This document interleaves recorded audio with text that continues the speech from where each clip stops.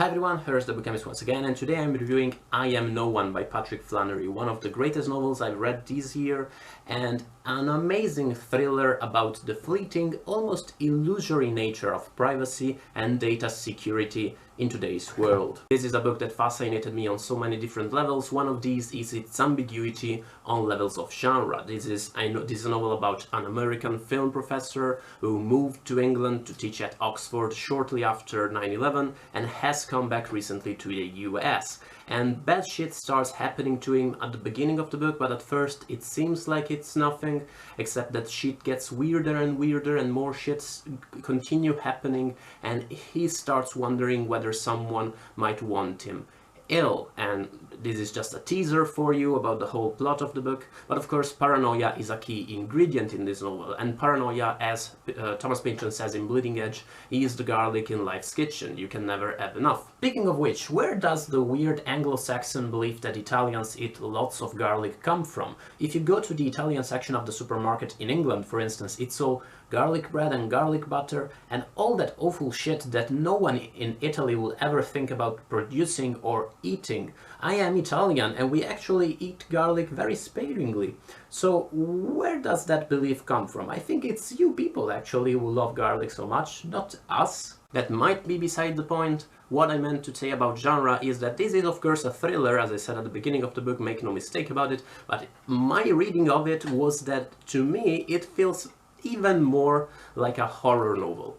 In this book, throughout this entire book, which is a big and very complex and important philosophical reflection on whether in today's information society we can still have something as privacy, throughout this novel the veil of normalcy that covers everyday life and allows people to go on with their life as if everything is normal is always about to get shattered and to get torn apart.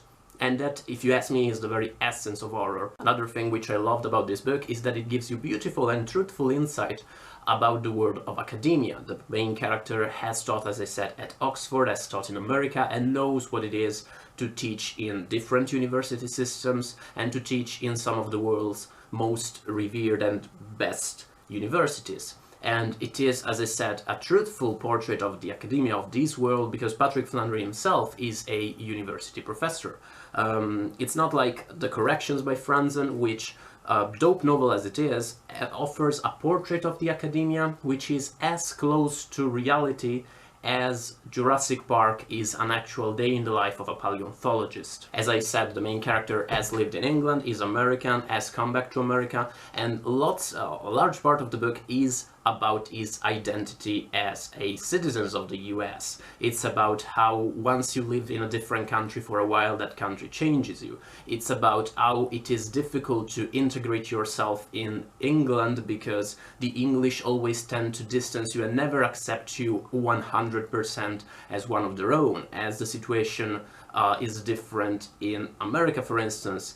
And it's a beautiful book for someone like me, who is a student of English studies, English literature and American literature, and of course who comes from a completely different world. It's beautiful to understand and read about all the differences, the cultural differences between these two countries. Also, as an outsider who has lived in England for a while, is living in England for a while, I'm not American, but the things Americans feel there are kinda the same for other people too, and yeah, the English can be weird on some fronts. Finally, the narrator in this book is what made me appreciate it so much, because at first it seems like a quite dull narrator. Not in a bad way, the book is very well written, but it just gives you the fact. He's a very balanced person. He talks very much like you would expect an Oxford professor to speak and to talk, and that's fine, but it's not the most enthusiastic read at first. It's not like one of Junot Díaz's bookish romantic thugs. Except that more and more as the novel progresses and shit gets crazier and crazier, you start noticing how things get to him, and the evolution of his style is beautiful to witness. More and more you realize that the stuff he's telling you might not give you the whole picture about his life, that sometimes you have to read between the lines of what he's telling you. There are a few chapters at the end of this book, just one or two chapters, in which the main character, in which shit has gotten majorly weird, and the main character starts contemplating he might be crazy, and he stares into the pit of his own madness, and those are 100% Lovecraftian, beautifully crafted, and they are the cherry on top of the whole horror element in this book. Overall, it's a dope novel and I loved it. I actually read it several months ago. I read it at the end of last summer, but and in these months, as it has only grown on me. It's an amazing read. If you're interested in any of the things I've mentioned, in the dynamics of, you know, in the relationship between Americans and English people, if you're looking for a good thriller or a good subtle psychological horror novel, I repeat, probably if you're looking for explosions and shootouts, this might not be the book for you. Otherwise, it's an incredible thriller.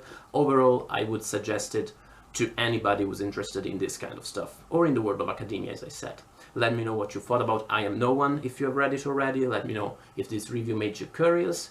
Tell me what's on your mind, and thank you for watching. Once again, guys, I'll see you in the next one. Bye, guys.